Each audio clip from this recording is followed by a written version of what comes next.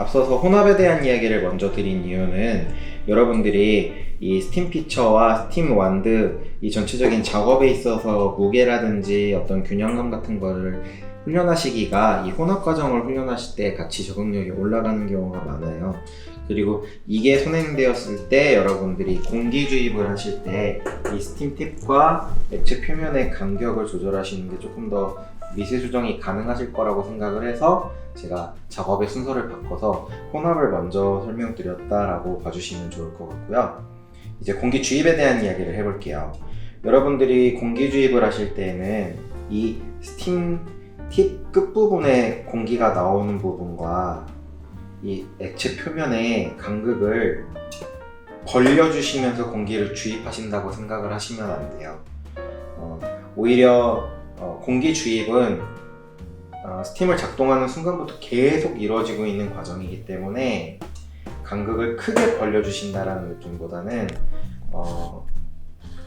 롤링하듯이 나사선까지 스팀 완드를 담궈주셨다가 그 끝에 팁 끝부분을 살짝 노출 한다는 느낌으로 작업을 해주시면 좋을 것 같고, 이때에도 팁의 끝부분이 우유 표면에서 완전히 드러나지는 않아요.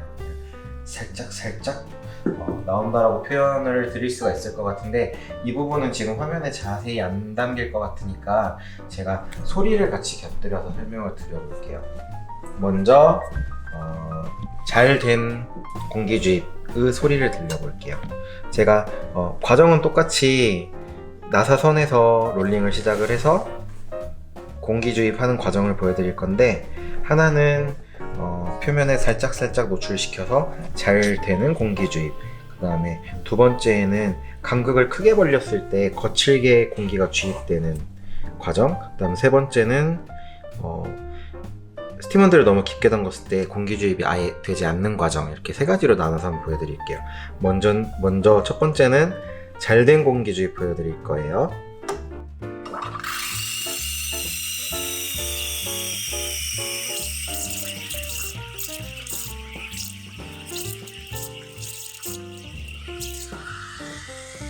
지금 보셨을지 모르겠는데 제가 앞서서 이론적으로 설명드렸던 것처럼 이 스팀 팁의 끝이 우유 표면에 이상적으로 살짝 닿는다라는 느낌이 아니라 공기가 계속 들어가다 보니까 미처 다 노출되기도 전에 공기 주입, 노출되기도 전에 공기 주입, 노출되기도 전에 공기 주입이 되는 걸 보실 수 있었을 거예요.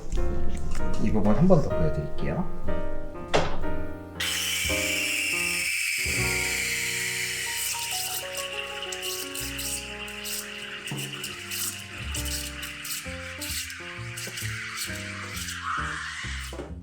어떤 느낌이신지 알겠어요?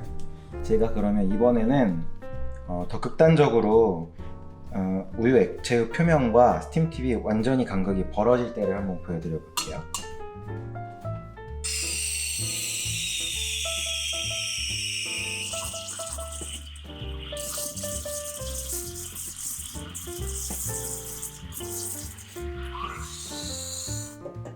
지금 우유가 아니라 물을 사용하는 데에도 거친 물거품이 발생하는 걸 보실 수가 있으시죠? 자, 한 번 더 보여드릴게요.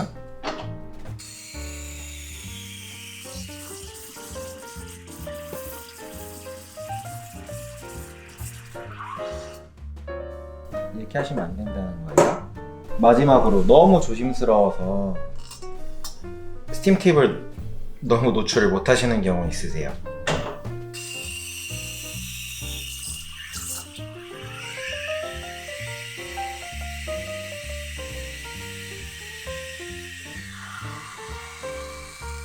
지금 스팀 팁이 액체에 완전히 담겨져 있다 보니까 공기 주입이 전혀 이루어지지 않고 있고, 오히려 삐 하는 소리랑 함께 물이 끓는 걸 보실 수 있을 거예요. 다시 한번 보여드릴게요.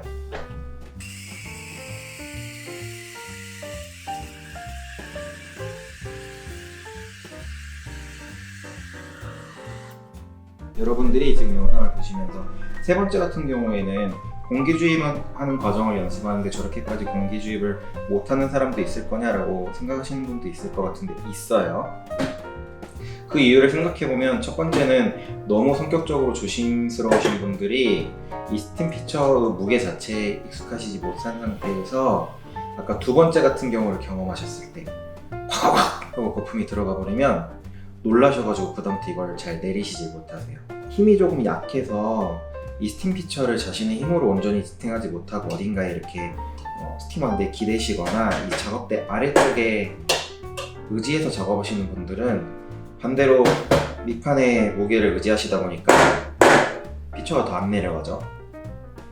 크게 이 두 가지 경우에 이런 경우가 발생하실 수가 있어요.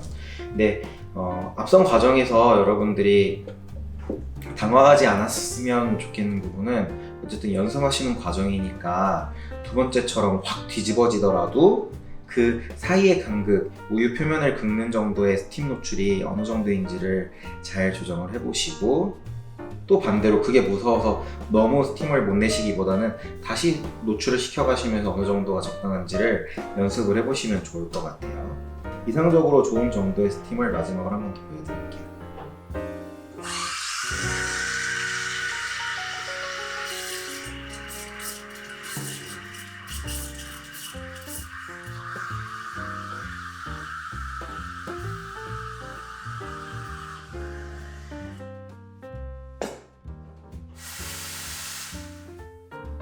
제가 방금 보여드린 것처럼 스팀티백 나사선까지 우유를 담근다, 스팀을 작동을 시킨다, 롤링을 확인한다, 공기 주입을 시작한다, 어디까지 이 스팀팁과 우유 표면이 닿을락말락한 정도에서 공기 주입이 칙칙칙칙 아주 가볍고 경쾌한 소리로 들어가게끔 해주시고, 내가 원하는 정도의 우유 거품이 만들어진 다음에는 스팀 피처의 높이를 올려서 이 우유 액체의 표면이 다시 나사선 정도, 그렇지만 공기가 더 들어가지는 않는 정도까지 담궈주시고 롤링을 계속 해주시는 거예요. 그렇게 해서 작업이 마무리하게 되는데, 여러분들이 이때 앞선 공기 주입과 혼합의 과정에서 하나 더 기억을 해주시면 좋은 부분은 매장에 따라서 이 우유 온도계를 비치해 두시면 좋을 것 같은데, 온도계를 보시고 액체의 온도가 35도 미만일 때 공기 주입을 마무리해 주시고 35도에서 65도 사이에는 혼합을 해주신 다음에 65도 정도에서는 작업을 마무리해 주시는 게 좋다라는 거.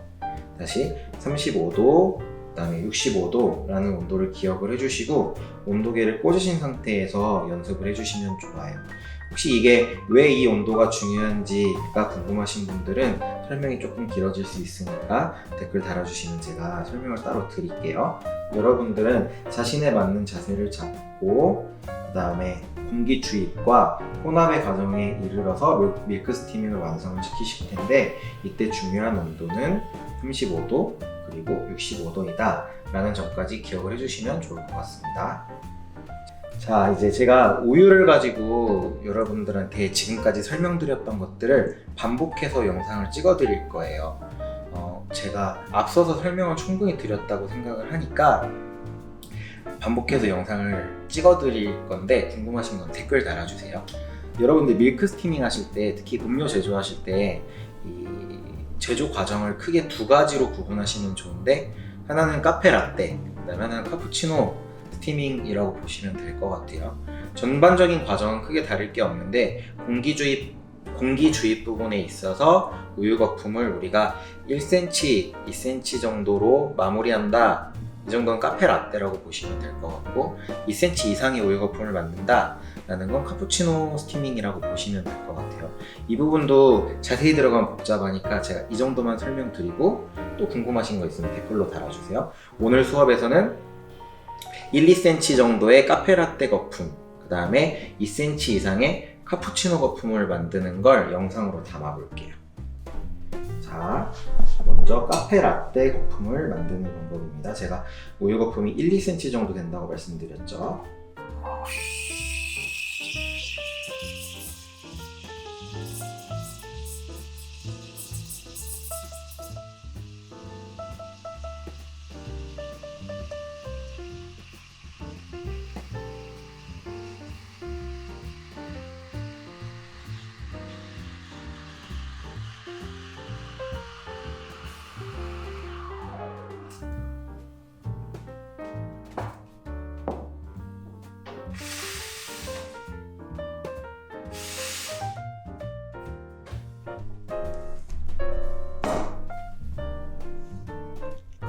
1, 2cm 정도의 우유 거품이 만들어진 카페라떼 거품이에요. 이렇게 밀크 스티밍이 잘 된 경우에는 우유 표면이 실크처럼 반짝인다 그래가지고 저희들이 실키하다라는 표현을 쓰기도 하는데, 그것도 좀 어려울 수 있을 것 같고, 제가 볼 때는 우리 페인트 같은 질감이기도 한 것 같아요. 조금 꾸덕한 물감 같은 질감이기도 하고요. 이렇게 질감, 그러니까 텍스처가 있는 정도의 우유가 반짝반짝, 그 다음에 우유와 우유 거품의 층이 분리되지 않은 채로 이렇게 잘 혼합되어 있는 경우를 우리가 벨벳 밀크라고 표현하기도 하는 것 같아요. 자, 여기에서 우리가 카푸치노 거품은 2cm 이상의 거품을 만들어낸다고 했는데, 이런 경우에는 텍스처가 조금 더 묵직하게 보이겠죠? 하지만 표면이 거친 게 아니라 반짝여야 되는 건 마찬가지입니다. 이제 카푸치노 스팀을 해볼게요.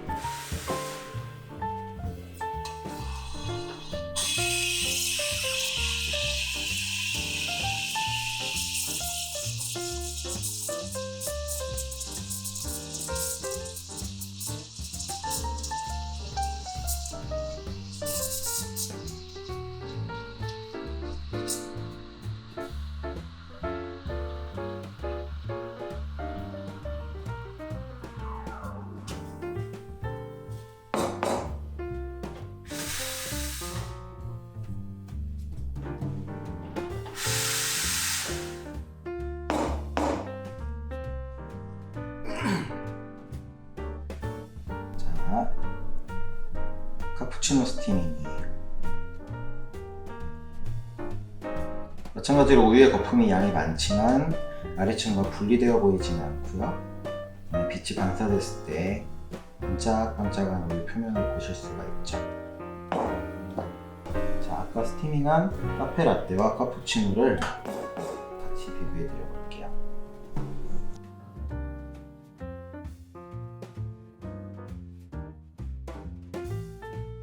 질감이 확실히 카푸치노 쪽이 더 무겁다라는 게 보여지시죠?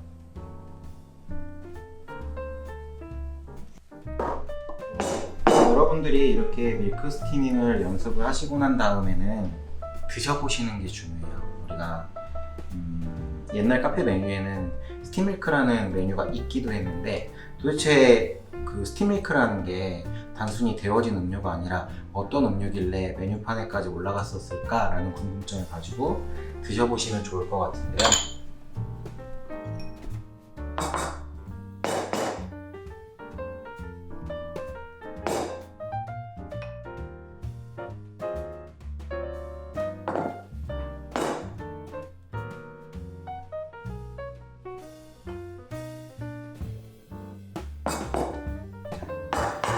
감독님이 한번 드셔보시죠. 저기 카푸치노, 저기 카페라떼예요. 그냥 우리가 전자레인지나 가스레인지 같은 거 이용해서 데우기만 한 우유 거품, 우유와 데우기만 한 우유와 밀크 스티밍이라는 작업을 거친 우유가 어떤 차이가 있는지. 일단 첫 번째 차이는 질감에 대한 차이가 좀 있을 테고요. 그 질감에서 오는 풍부함이 약간 크림 같다라는 걸 연상시키면서 우유의 단맛을 극대화시켜줘요. 그래서 아주 긍정적이고 호감이 있는 단맛이 있고 고소한 우유로 바뀌게 되는 거죠.